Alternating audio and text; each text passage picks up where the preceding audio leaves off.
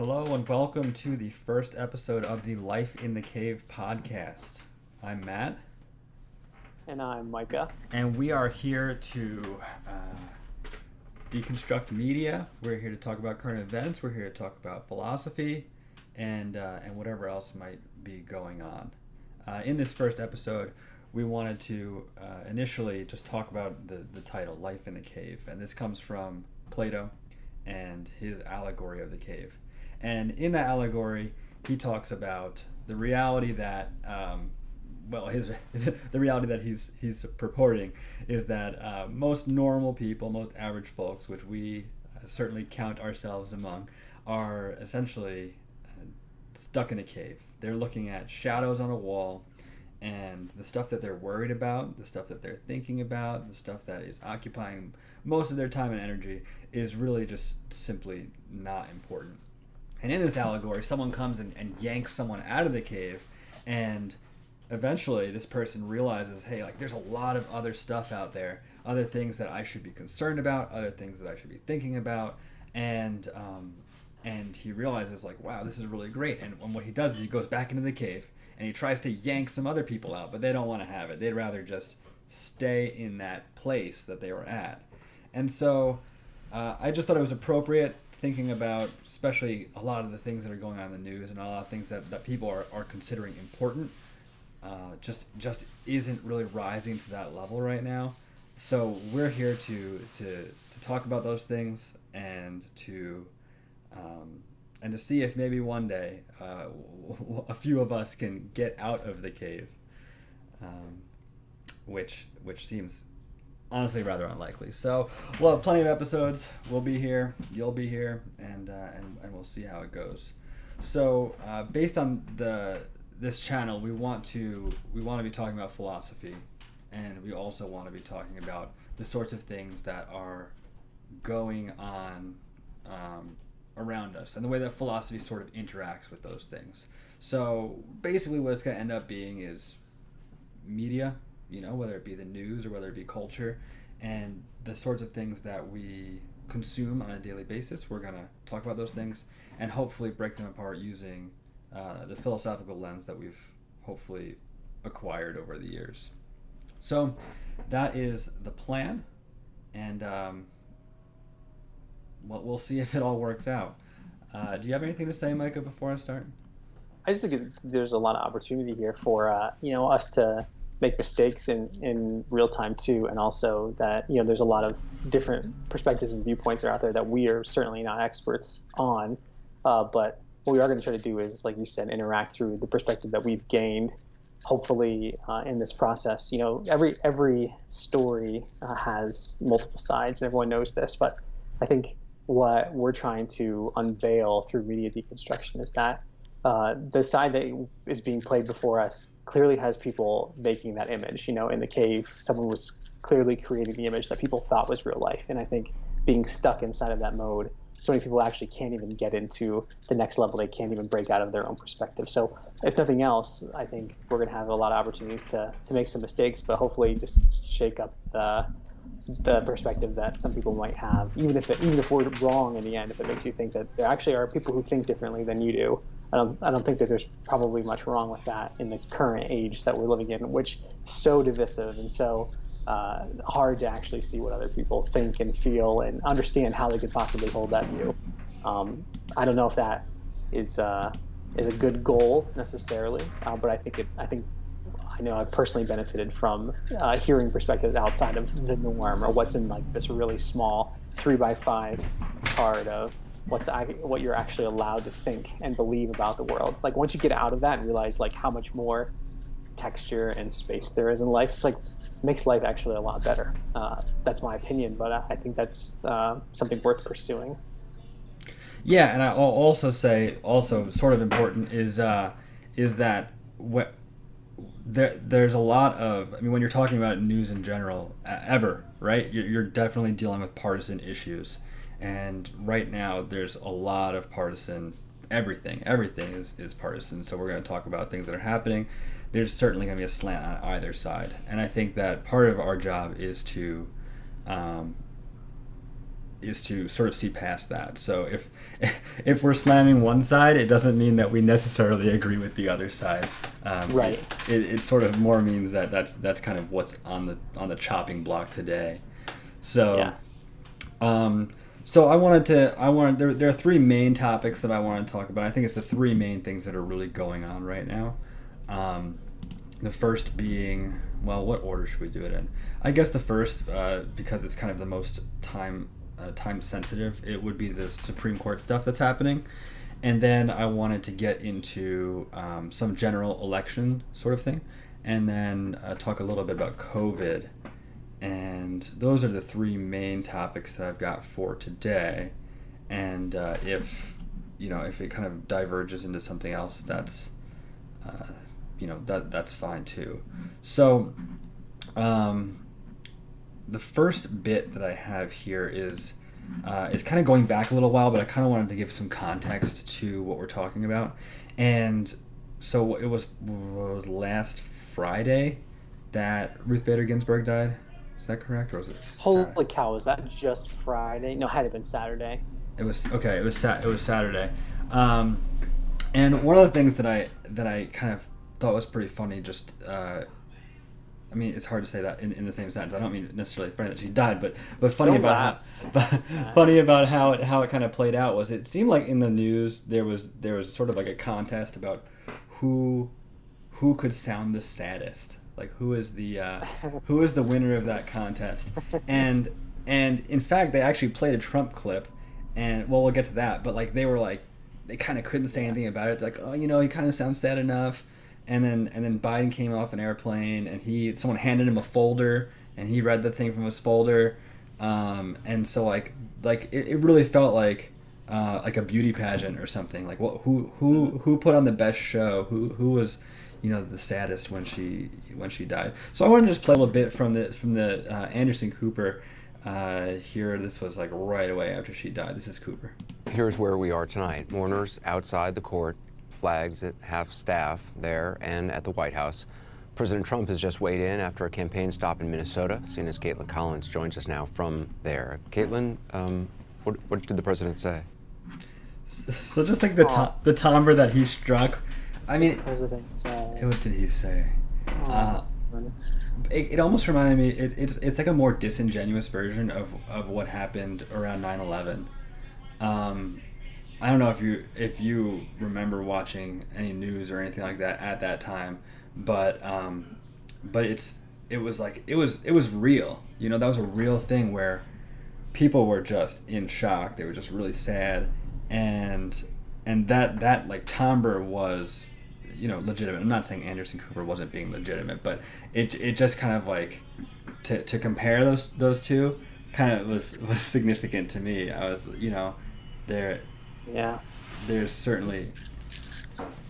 What do you think he was? I mean, of course you're saying you're feeling out how he's responding to it, and then obviously it sounds like 9/11, which is a long time ago. Did you pull Rachel Maddow? Did you find anyone else who might?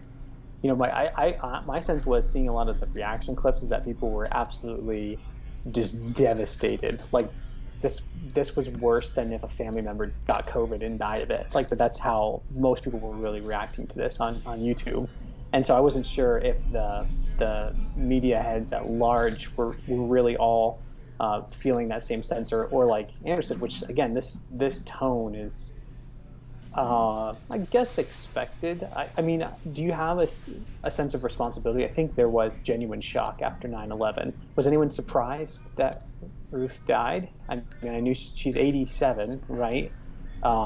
This was going to happen at some point. I think people were worried about this happening for the last 3.5 years.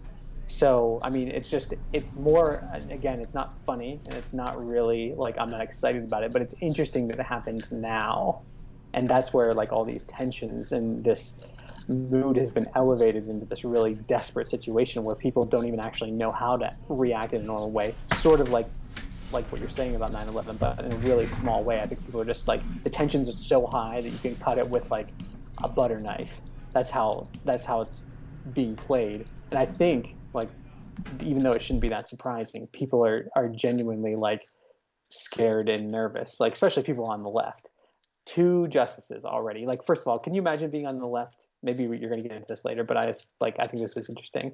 If you're on the left and coming from that perspective, in 2016, you thought Merrick Garland was going to be the next Supreme Court justice to replace Scalia, who died in like a really strange way. Like, Scalia was not like a Ginsburg, like someone who was of essentially perfect health, drops dead on a weird hunting trip, and there was I don't think there was even an autopsy. It was like really handled very strangely. Merrick Garland gets appointed by President Obama, and you think like, oh man, we're going to replace, probably other than Clarence Thomas, like maybe the staunchest conservative, we're going to replace that person with, someone center left, more left than center. And then the Senate doesn't confirm him. Not only do they not confirm him, president election goes in a way totally unexpected by everyone, and then he nominates his name is, I'm blanking on his name now, not Kavanaugh, who came right before Kavanaugh. It was to replace Kennedy, right? I thought Kavanaugh replaced Kennedy, who replaced Scalia. Who was the first one who went in? Gorsuch, right? Oh, right, Neil Gorsuch, yep. So you get like a pretty conservative guy, and then of course Kennedy retires, and that's like, well, that kind of came out of left field, and so then you get Kavanaugh in, and then now Ginsburg dies, and also, I mean, I don't know if there's a watch going on, like I don't know if there's like that thing like when there's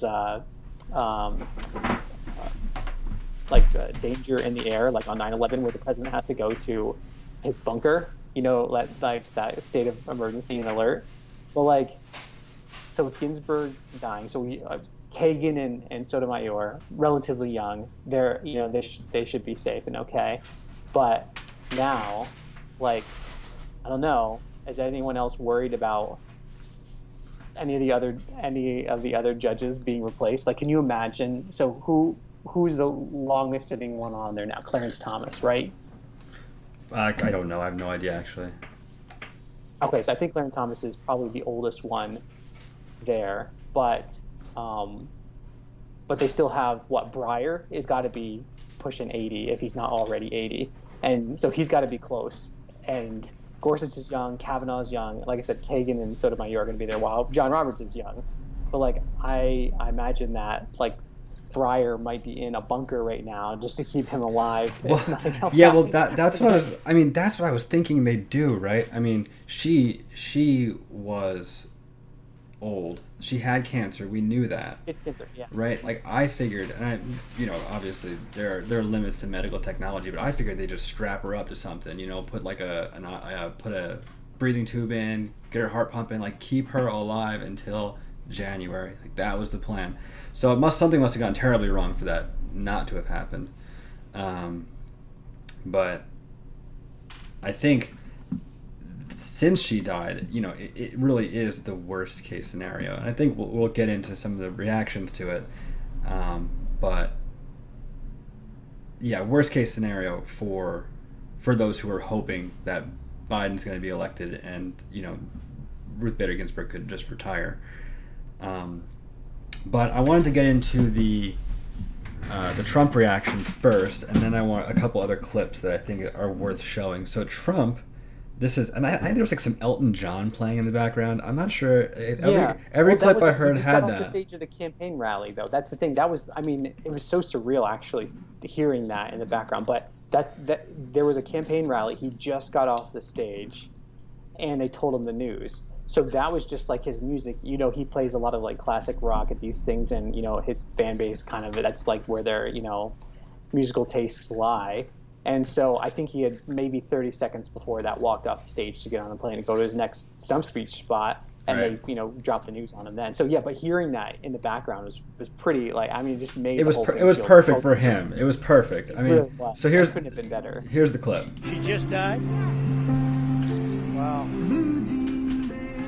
I didn't know that. You're telling me now for the first time. She led an amazing life. What else can you say? She was an amazing woman. Whether you agreed or not, she was an amazing woman who led an amazing life.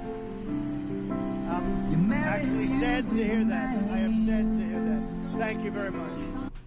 So yeah, I mean, even CNN heard that and they're like, well, you did a pretty good job. So Well, that's the thing. What's a good job? I mean, okay, let's be honest. Trump is not very good at saying something that seems natural and normal in the moment, right? That's not his shtick. so It's if something you can manage to feels do that, appropriate. yeah, Well, it almost feels like because it felt so appropriate, it almost felt like it was planned. like he could knew, it- like someone could- told him in his ear or Yeah, something. like could it have got any better for him to be magnanimous in that moment? And then that music playing in the background and everything. I mean, I'll say he's not a good actor, and I think everyone knows this. I think Penn Jillette was on the Apprentice back in the days when the Apprentice was still going on, and so he got to kind of know Trump a little bit more from being on the show and just working with him on the sidelines. So not what you see on the show.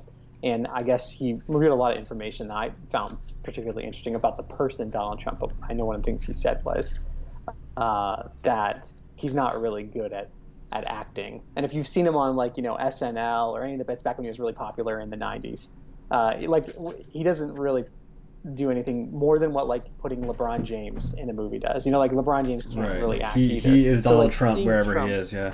Yeah, it's just who he is. And so to see a sort of normal reaction, on the one hand, it did feel very natural, but on the other hand, it felt like, well, he doesn't really do anything in the natural way. So how did this come about? Unless, as we know, I mean, anyone who's followed his career at all knows that he's not a tried and true conservative. He's kind of playing the part right now a little bit. He may lean that way, but his whole life he's been a Democrat. He's been a big supporter of Democrats. So he may have had genuine thoughts and feelings about the person Ruth Bader Ginsburg. For as much as we know, they might have known each other. I don't really know. Sure. Yeah. Here's another thing to say is that it's no secret at this point either that Scalia and RBG were close, and they couldn't have had a more opposite view of how to read the law, of historical understanding of various cases. Those two were the complete opposites of each other, and yet they personally got along very well with each other, notably so. And it was evident not just in little stories that popped up right after RBG died.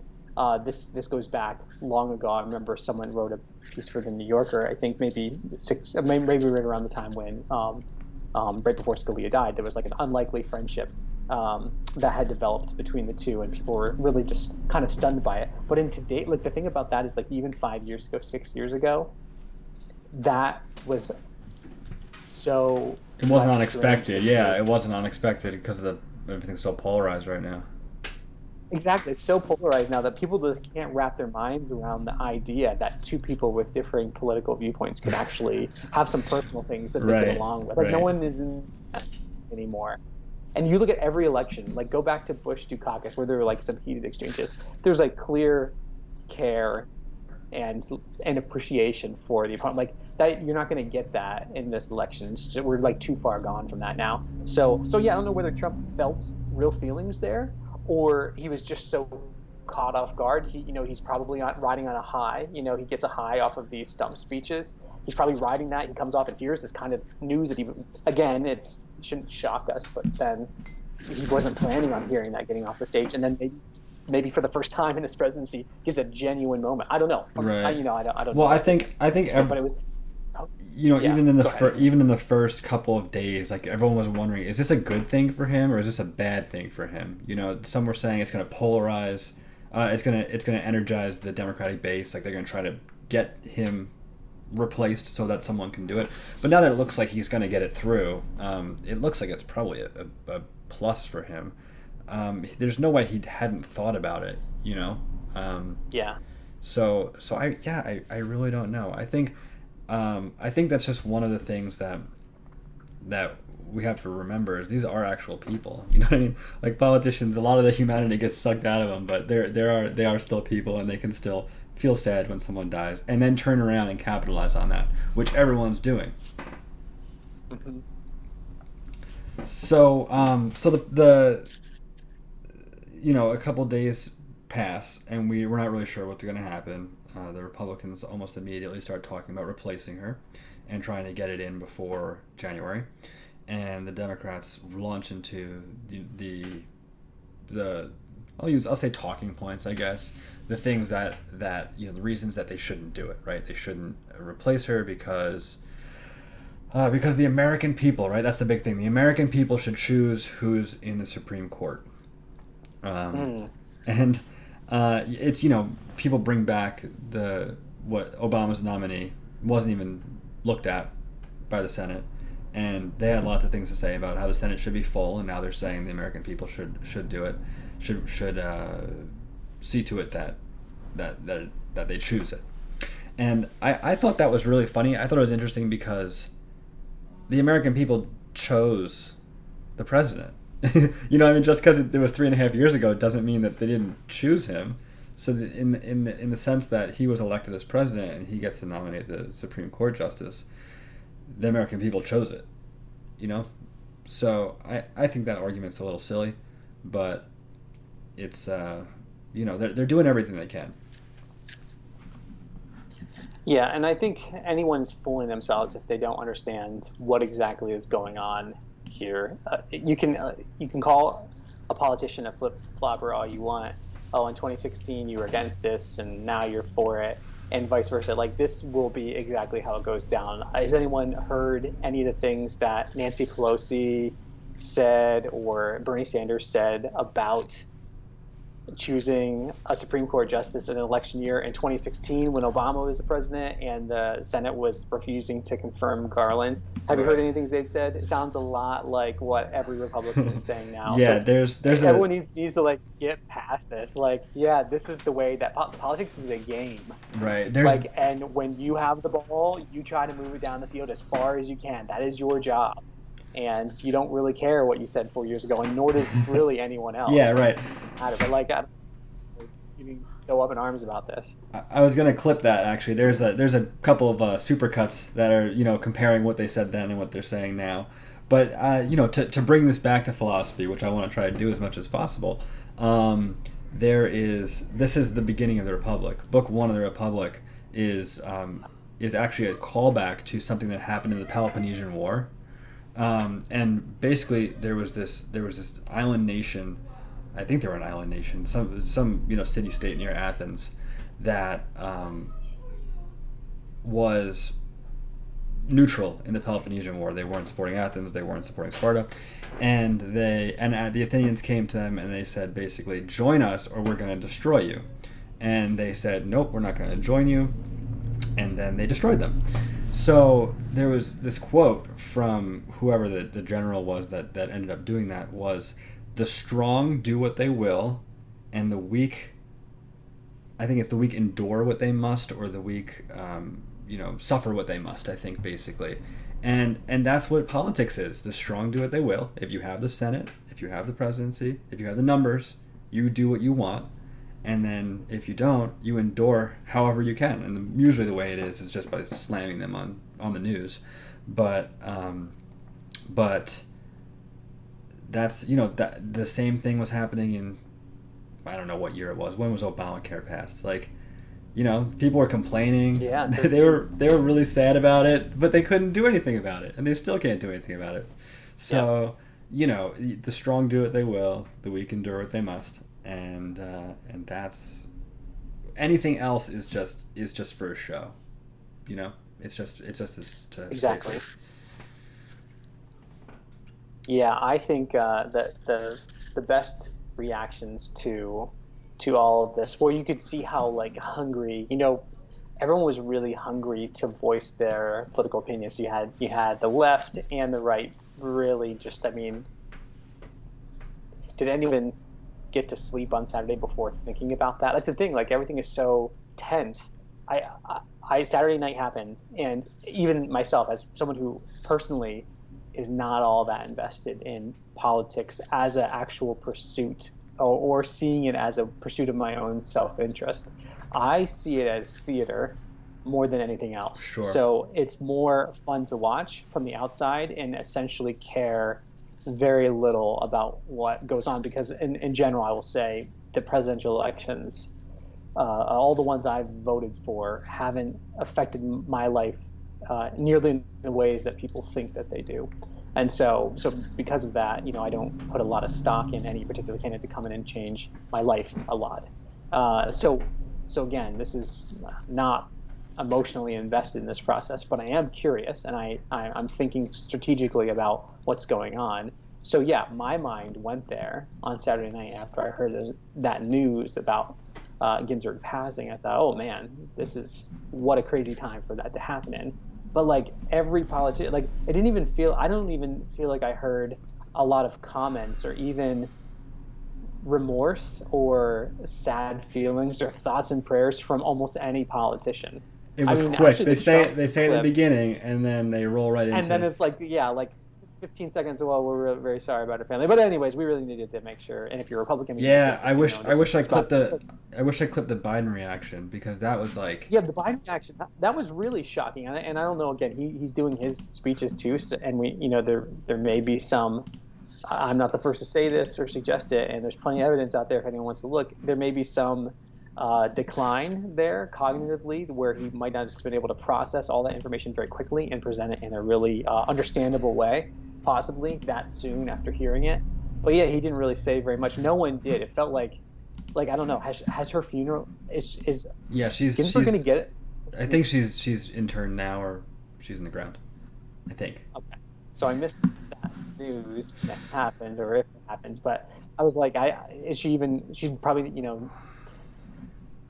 barely not warm anymore, and already people are just gunning for that seat. So yeah, right. Like the real people, that's true, and there are plenty of genuine thoughts you can have for someone's family when someone passes, even if they're on the complete opposite spectrum politically than you are. And yeah, I just didn't feel like we're going to be able to see that legacy for what it really is, because it's already on to the next thing. We're going to make sure we get the next thing going. Yeah, well, we should probably move on. I think I have a couple more of these. The one that I thought was, in this whole mix, like, the one thing that came out, it wasn't explained where it came from, but then it came out later that it was her granddaughter, was her own request. Ruth Bader Ginsburg says, well, I'll just play the clip. Okay.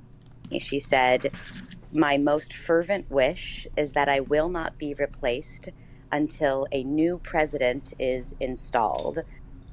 That is, I don't understand. Maybe she wasn't with it when she said that, but you're not, you can't. Well, maybe she's used to changing the law, right? That's her job, was to change the law. So maybe she was just sitting as Supreme Court justice. She was like, well, you know what, I'm gonna rule this way. But really, what it's fine what you want, that's okay, but there's no teeth behind that, and I don't think anyone, like you said, like people say that's cute, that's nice, but no one's gonna actually change what they want to do because of that.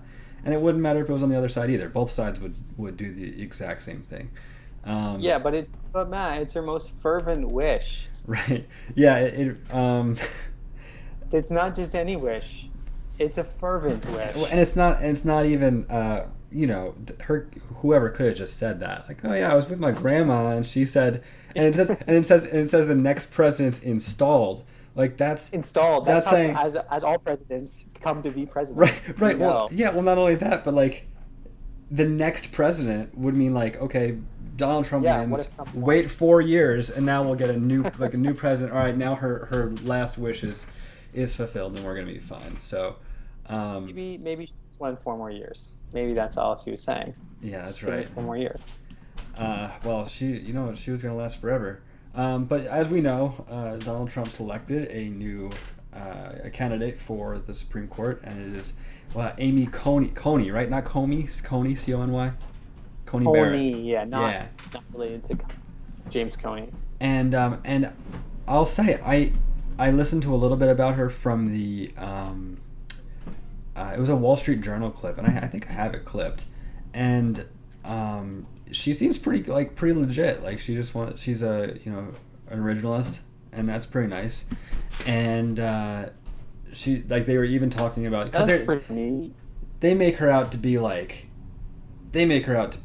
this like she's gonna end abortion, she's gonna end gay marriage, she's gonna end she's just gonna be like the super conservative. And even in her interviews for the appellate court, she was like, no, that's where the Supreme Court ruled, and I have to hold up, that's my job, is to hold up those rulings.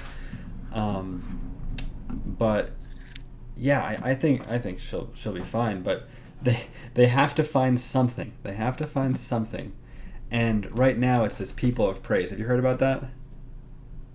No. Okay. I'm behind on this. Yeah, so she's, well, I'll let the clip explain it a little bit. We're looking at Amy Barrett's membership in a secretive Catholic group with rigid gender roles and a lifelong loyalty oath. We're now joined by a former member of People of Praise who's now speaking out against the group. Korolanka Theo was a People of Praise member for 5 years, from 1979 to 1984, after being forced to join the organization by her then husband. Yeah, so the People of Praise, it was through Notre Dame. It's like it's not even Catholic necessarily. It's like a non-denominational group. I think more associated with the school, but I could be wrong about that. And so that's their angle right now, is that she's in this like secretive group that women are supposed to be submissive to their husbands. And it was really funny if you watch some of the videos. It's like people walking around in robes. It's like this cult, like they make it out to be this cult ritual where they're all walking around. They've got the hoods and they're doing these like hand signs and stuff like that. Like it's crazy. They're making her out to be basically like a psychopath. And so they're talking about this People of Praise, and that's gonna be their take. And they have this person, this insider who she got out and now she's telling us about everything that happens. And I just thought it'd be really funny if it was like. Remember that? What was her name? Christine Blasey Ford. If it was just her, like she like has a disguise and she's like, oh, I was in that. She'll come out again. They're gonna find some. They gotta find some way to get her. And right now, that's what they're trying to do. They're trying to talk about this cult, and it's not a cult. It is a religious group, and to someone like a pundit at CNN or Democracy Now or whatever, any religious group is probably a cult. But exactly. But well, I didn't know what you said. I didn't know what their name was. People of Praise. So that's the thing. But I'd heard that Amy Coney Barrett was originally a member of The Handmaid's Tale. So that was how I heard it. That's how they're saying. The word handmaid is being used quite a bit. And the funny thing is, I was listening to someone else talk about this, and they were saying, like, you can leave this group. Like, it's not they keep saying like a lifelong membership, and I guess you have a lifelong membership until you decide to leave. So, they're saying like, oh, she's going to be tainted because she's got to follow the directives of this group, and she has like a handler, like someone who's in charge of her, and she's going to be like, basically a shadow puppet of this like other guy.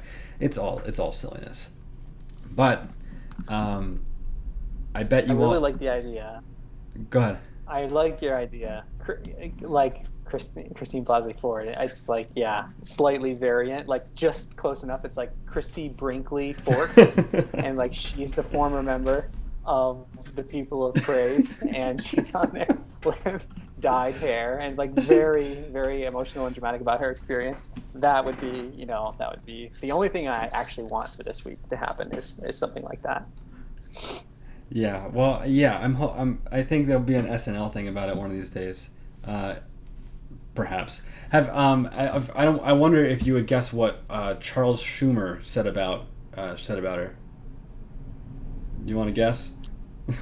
Oh, about the nominee. Yeah. Oh. I have a Chuck Schumer. Yeah, I've got a Chuck Schumer clip. Here you go. Just about every American will be hurt by Judge Barrett's views on the issues like health care and women's rights and labor rights and voting rights, climate change. So this just shows how these people think the Supreme Court works. Like, they think that someone's going to get in the Supreme Court and just change all the laws.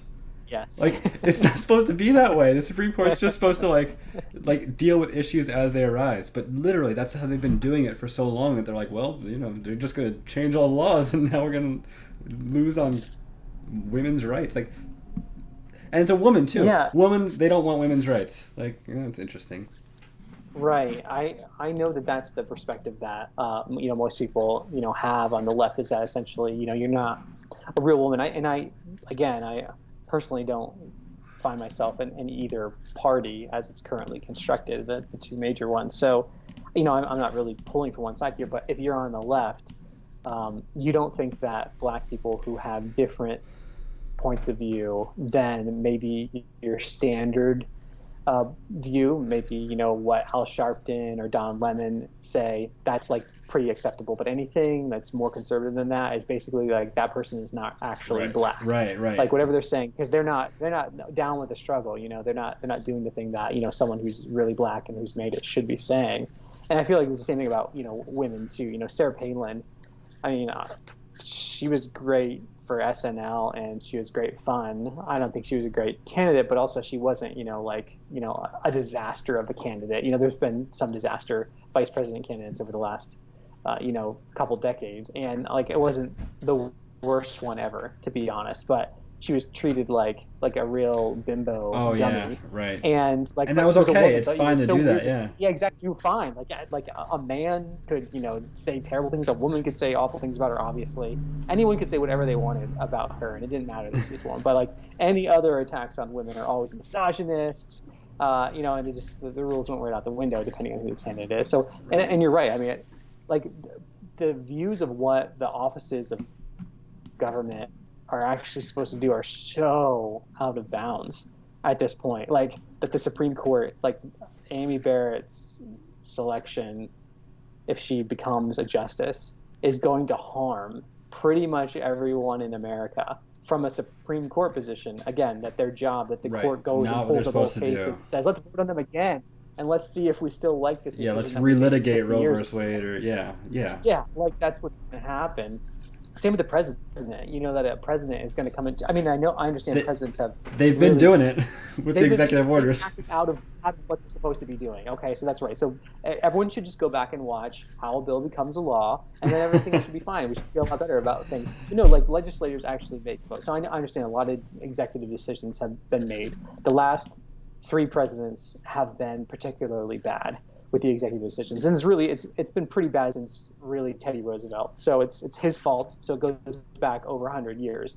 But really, executive orders were not as commonplace in the way that the country established. It's become really bad and out of hand. So now presidents actually make laws, rather than it going through the normal processes through the House and the Senate like it's supposed to. So I understand, because you think a president can make laws, which they can, they shouldn't be able to. It should be stopped. But because they have done it, everyone thinks that they're going to, and that's why there's a lot more energy in presidential elections. But yet, to confuse this as to, again, Chuck Schumer is playing a part here too. So does he actually think that this will happen? No, but he doesn't want her to be the candidate. So of course, you have to badmouth her as much as possible. Right. Yeah. Well, what I'm excited about with this whole thing is the cast of characters that we grew to love so much during the Kavanaugh hearings.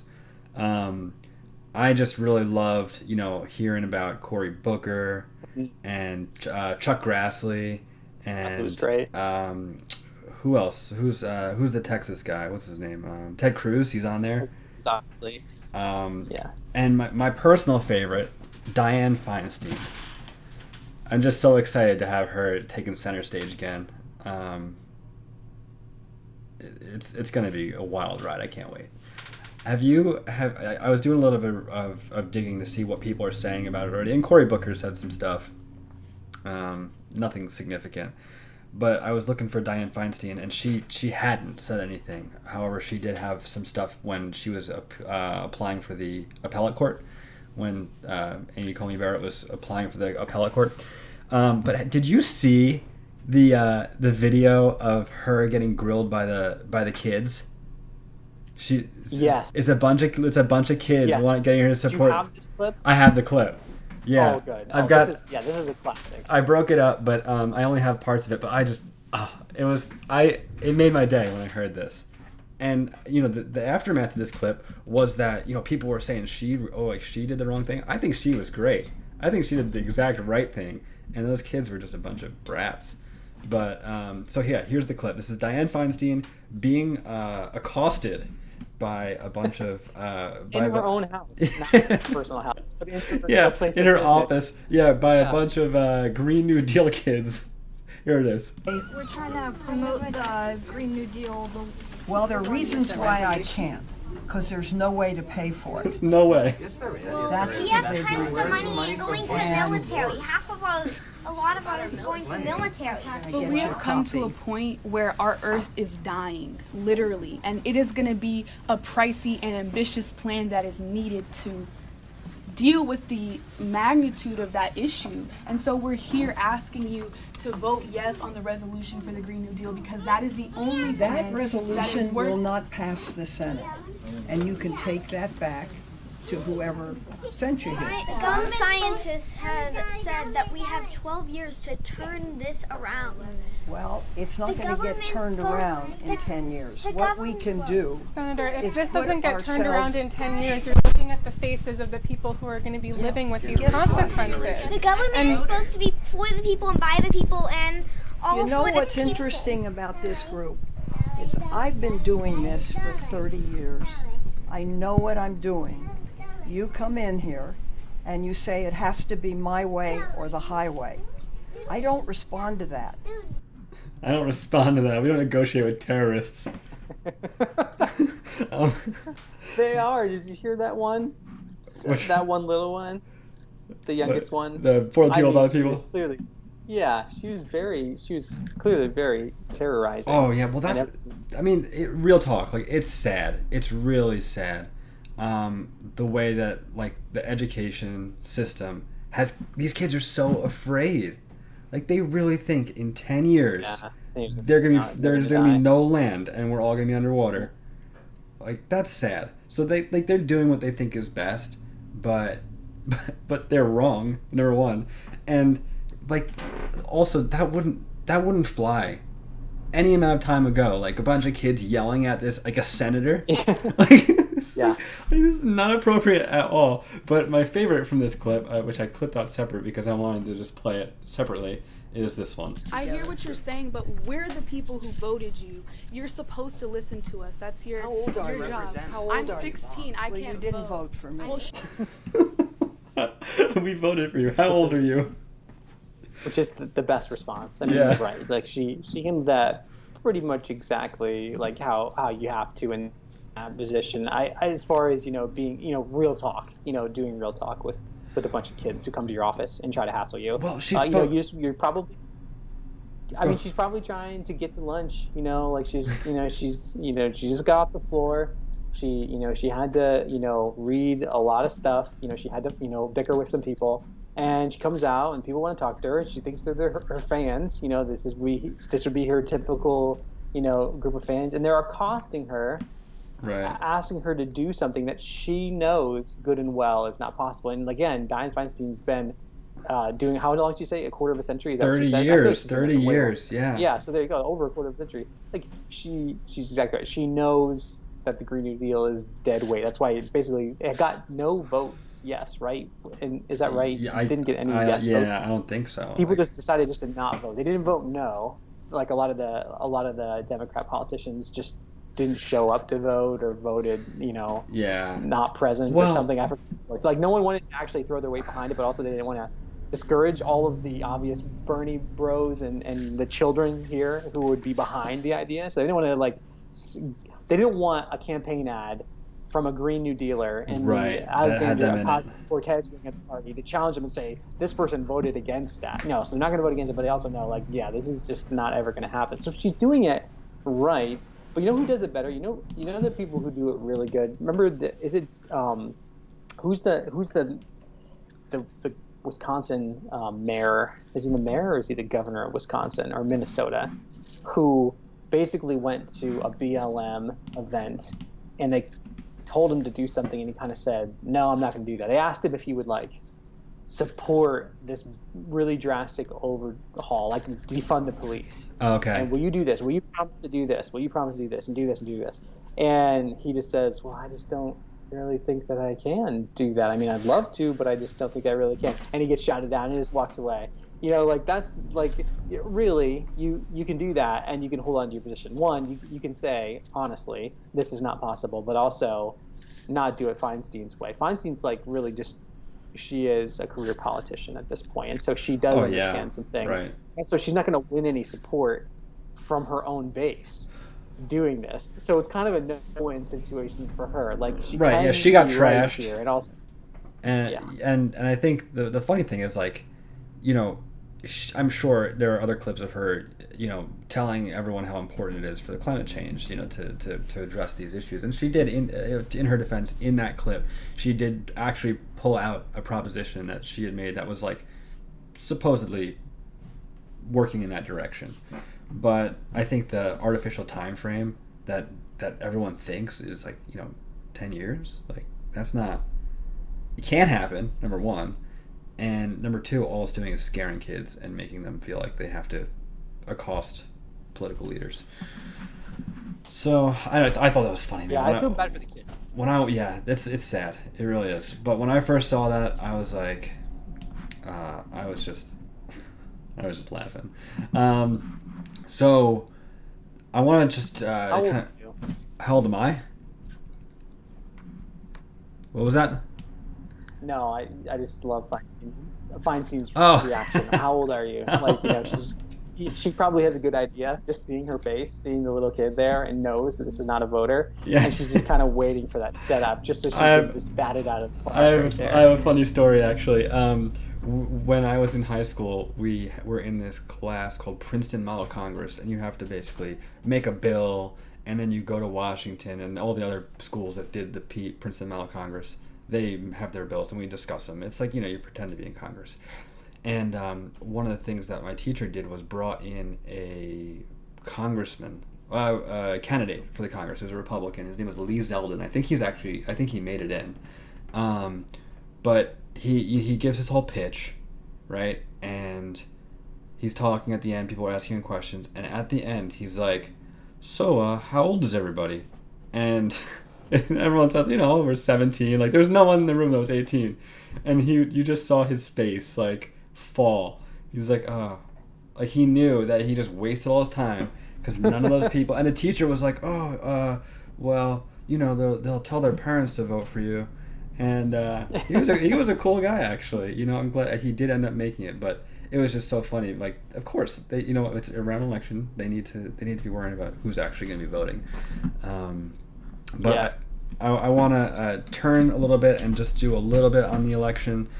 Not a whole lot, but I just want to announce. I want to make an announcement, and that announcement is that Donald Trump is now going to lose. There's no way he can win, and I will tell you why. Well, actually, this clip will tell you why. Cindy McCain, widow of the late Senator John McCain, is now backing Biden. Her endorsement comes 12 years after her husband was the Republican nominee for president. But now Mrs. McCain is rebuking the Republican Party's nominee, President Trump. So, Cindy McCain endorsed Biden. It's all over. Well, there's never been a better indicator than the Cindy McCain endorsement. I mean, clearly, all of the sway is in Cindy's hands, and she played it at the right time. Well, so, yeah. Listen to all that she has to say about Biden. This is. They asked her what she likes. I know you disagree with Joe Biden on a number of things. What values does he stand up for that you support? She's like scraping bottom barrel. Well, integrity, character, courage, empathy, and you know, things that make a person a good president. She may as well just been like, he's nice. He's a nice man. like what? You didn't say anything about policy. Didn't say anything about history. Didn't say anything about the stuff that he's done. Just like he's you know, it's like kind of like what you do if you were like, oh, so like, I know you went on a date with this guy. What do you think about him? Oh, he was nice. And then never go on another date again. That's true. I mean, that's true. You're right. I mean, that's exactly what this is. But they think that that's a real strategy. Like, I do know people who think this is actually the strategy to take, because essentially Trump, you don't even debate policy with him. Like you'd be degrading yourself to even talk about policy with Trump, because he's just such a bad, terrible person.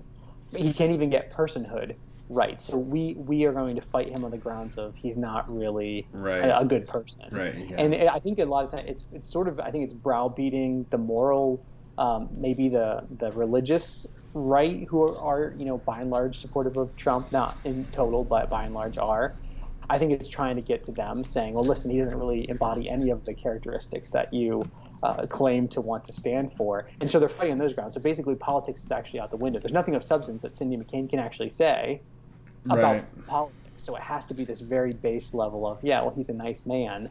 And, at least that, like when I'm voting for president, I at least need to have a nice man in office. Well, yeah, so they kind of stretched it though, like, because I guess I don't know who the pundit was. I forgot where I got this from, but they know, right, that she's historically been not a Democrat, and so they're trying to see like how far is she going to go. Oh, like what are you thinking about this, that, and the other thing, and so they ask her about the local election. I think it's another Senate race or something. This is what they said. You have a big Senate race in Arizona between Republican Senator Martha McSally. She was appointed to fill your husband's seat, and former astronaut and husband of Gabby Giffords, Mark Kelly.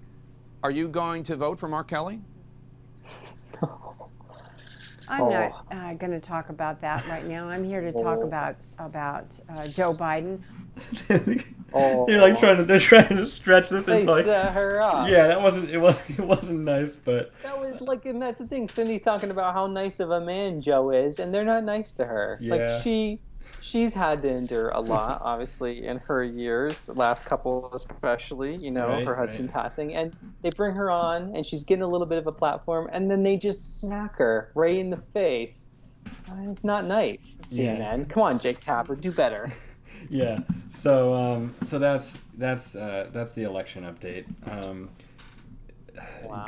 Going on the record, I know I wanted to clip some more Joe, but I think everyone's doing that. I can't wait till the debate though. Tomorrow we're gonna have lots to talk about. We picked a long time to do this because we're right before. Yeah, well maybe the event of the. Yeah, we can go live again afterwards. Okay. We'll see. But yeah, man. Yeah, there's just so much going on. But I wanted to just quickly. We have. It's already been 52 and a half minutes, so I want to transition over to some COVID stuff. And then we'll close it out. How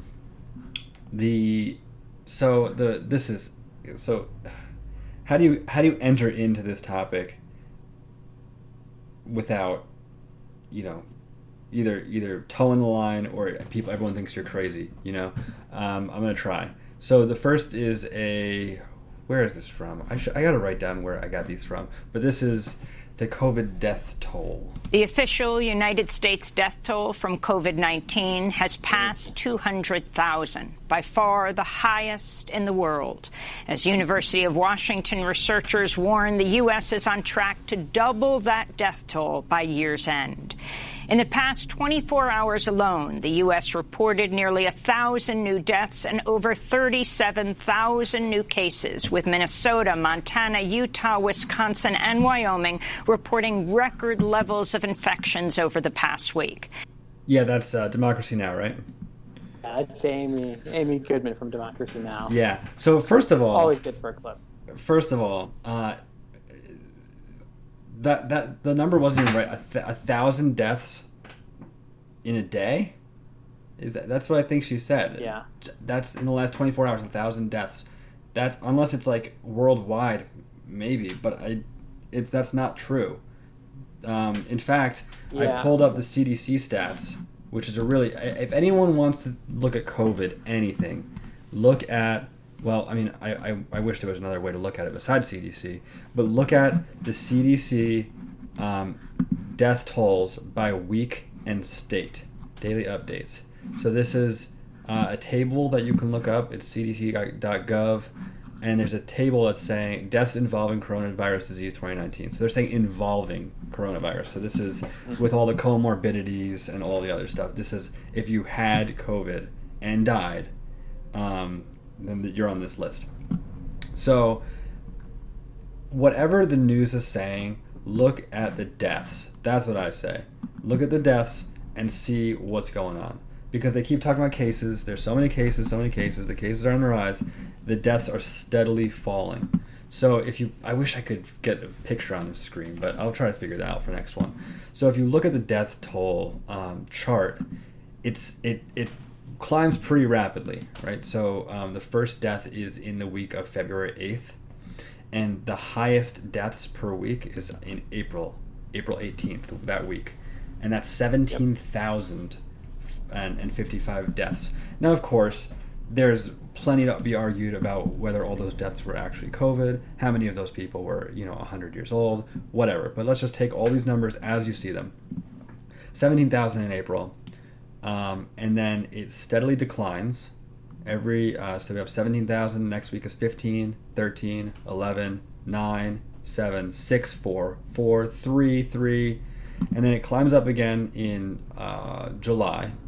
So that's it climbs back up to nearly 8,000 by August 1st, and then it's been dropping ever since. So August 1st, week of August 1st, 8,000, 7, 6, 5, 4, 3, 2. Last week, the week of the 19th, 1,000 deaths in the entire United States for COVID-19.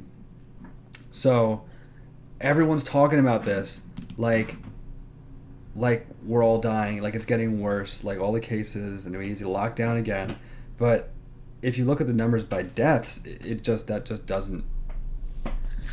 Well, I know what that is. I think I saw this. I'm not sure actually where I saw. I should also keep notes of where these things are so I can share the clips for anyone who wants to see them. But I do know where that figure is coming from. So the CDC has this lag in reporting.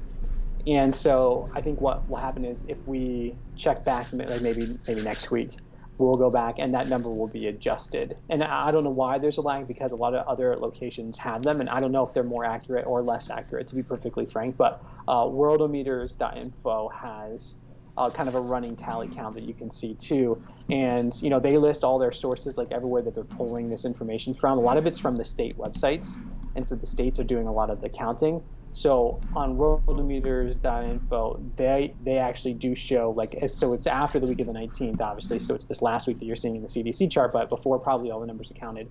I think there were 1,000, I can't remember, maybe it might have been last weekend, maybe Friday or Saturday, there was like 1,000 or 1,100 deaths. And I think what will happen is that CDC chart will just be updated in the future, and you'll see a little spike. But actually, if you go, the other thing about Worldometers that you can see is they have this really great graph, and you can see it in graph form.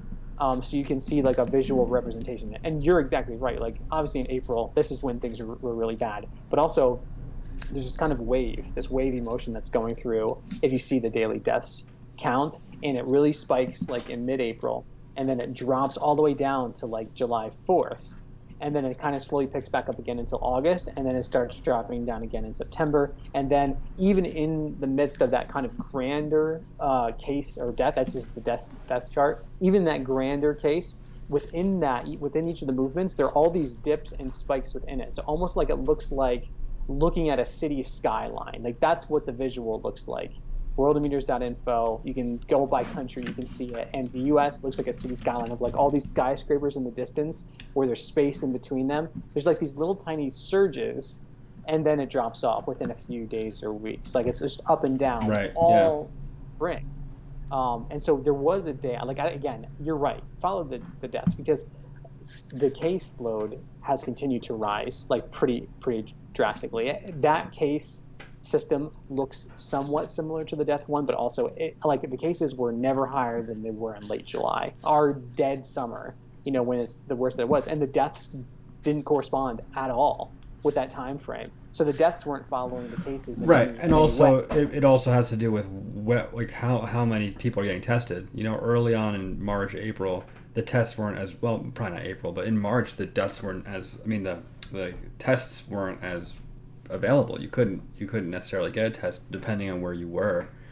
So people are getting tested. Now people are being required to be tested. Some schools are requiring it. So of course you're gonna have hundreds and hundreds and hundreds of people getting tested. Whether the tests are accurate or not, you're gonna have more positive cases. but the deaths are going down. I mean, probably largely because either, the people that were at risk got it and either got through it or died, or because people are now realizing, okay, stay away from grandma for now. Yeah, that's the thing. The numbers seem big, and I think I know now that we've surpassed 1 million dead worldwide from this. The really interesting thing is, even in the U.S., where Amy says in that clip, she's like, by far the most in the world, 200,000 dead, and yeah, true. Okay, so maybe so, but the death rate still on par or lower than expected. In every if you go and look at death rates by country, it's in the middle to lower side of things. And of course, yeah, you're right. Way more people here are getting tested. Our population is obviously, they're pretty well high in the world. Not the highest, of course, but we have a huge population, and more people are being tested than ever. And also, there's our insurance and healthcare system, which is a whole week or month's worth of episodes for another time to deconstruct how that mess is in our country. There's so much behind that. How cases are counted, how they're billed, and there's some financial incentives to have cases, to have more cases. Positive test. Yeah, exactly. And I know everyone has at least 3 of these anecdotes. I have 3 personally that I'm aware of. Is people who did not get tested and also were tested positive. They got a letter, for COVID. Yeah, so I know 3 personally. Everyone probably knows at least, there are 2 or 3. So this is something is fishy with even the case numbers. And then I also know people who got tested positive and they didn't have any symptoms. Right. It's really hard. Yeah. Whatever number is the better round number that can track with people, that's the one that's going to be used. So right now it's 200,000 dead, but we had 120,000 dead 3 months ago. So that number took forever to get there. Where it only took a month and to get to 120,000. And she said that it's going to double by the end of the year. I don't believe that at all. If there's 400,000 dead by January, I would be floored. You should do something on the show, live. You should do something on the pod if that happens. Eat least favorite food. Yeah. How about I shave my head? Oh yeah. Yeah. Do it on the pod. That's a joke because I shave my head every time. You didn't have to say that to anyone. So, all right. So, there's just 2 other little things I want to do COVID-wise, and one is this. What's his name? Scott Atlas. He's spitting some truth. Scott Adams, right? No, isn't it Atlas? The Trump's new. What's that? Are you talking about the Dilbert creator? Or are you talking about the CDC guy? Scott Atlas. He is the what's his name? It's this. It's like this. He's Trump's coronavisor. Corona advisor. Yeah, he's Trump's coronavirus advisor, Scott Atlas. Right. Gotcha. Basically, CDC or Fauci or someone came out and said that only 10% of the United States is basically has the antibodies or is able to resist, getting it, and so that leaves 90% of us that can get it and die.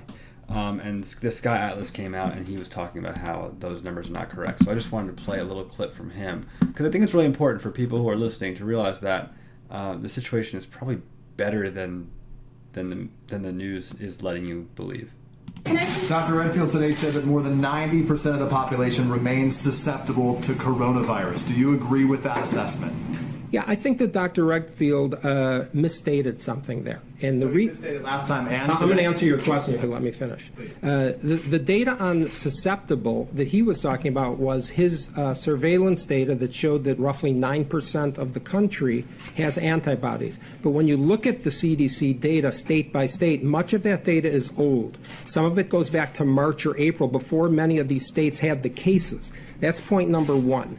Point number 2 is that the immunity to the infection is not solely determined by the percent of people who have antibodies. If you look at the research, and there's been about 24 papers at least on the immunity from T cells, that's a different type of immunity than antibodies.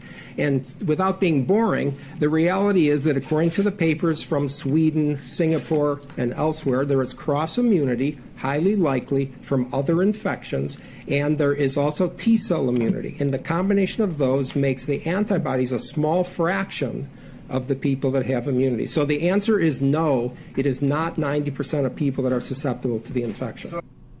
So if they're saying that 10% have the antibodies, and that's only a fraction of the people who are no longer susceptible to it, it's likely that we're getting sort of close to a place where you don't have to worry about these massive outbreaks or these situations where hospitals are being overrun. And really what the question I would ask, and the question I would appreciate an answer for, is like, what is the threshold?